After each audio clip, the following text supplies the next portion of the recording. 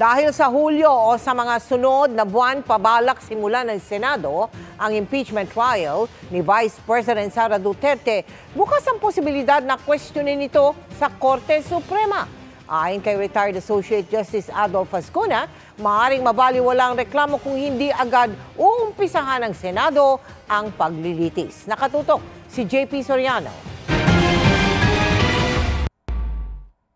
Bago pagulungi ang impeachment trial ni Vice President Sara Duterte, balak munang patapusin ng Senado ang eleksyon sa May 12, ang pananumpa ng mga mananalo at ang State of the Nation address ng Pangulo sa July 21 na pagbubukas din ng 20th Congress. Ayon yan kay Senate President Chis Escudero. Pero dahil baka abutin pa ng mahigit 5 buwan bago maumpisahan ang impeachment trial, sabi ni retired Supreme Court Associate Justice Adolfo Ascuna, baka may dumulog sa Korte Suprema na baliwalain na ang pagpapa-impeach ng 19th Congress sa bise. The Supreme Court might say it's too late because you need a new complaint because there's a new House of Representatives and therefore it's subject to the 1-year rule that you cannot file more than one impeachment case. Hindi naman raw ito mangyayari. Depende sa aksyon ng Senado na tatayong impeachment court.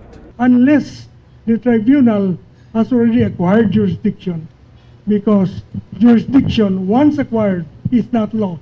Tugon ni Escudero, may jurisdiction na ang Senado sa impeachment matter. Meron ng jurisdiction ang Senado dyan sa kasong yan dahil tinanggap na namin Mag-convene man o hindi yung korte to receive evidence, mag-i-issue na ng mga jurisdictional orders ang impeachment court na ito. Kaugnay ng pagpapasagot, na pag-usapan na natin yan, pagpapasagot sa nasasakdal at paghingi ng tugon doon ng prosecution. Ilang grupo na ang nanawagan kay Pangulong Bongbong Marcos na magpatawag ng special session ng Senado para umpisahan ang impeachment trial.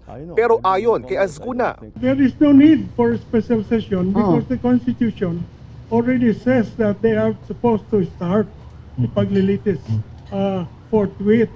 Nauna nang sinabi ni Escudero na wala pang indikasyon sa ngayon na ipag-uutos ng Pangulo na mag-special session sila at hindi rin daw nila ito hihilingin sa Pangulo. Para sa GMA Integrated News, JP Soriano, nakatutok 24 oras.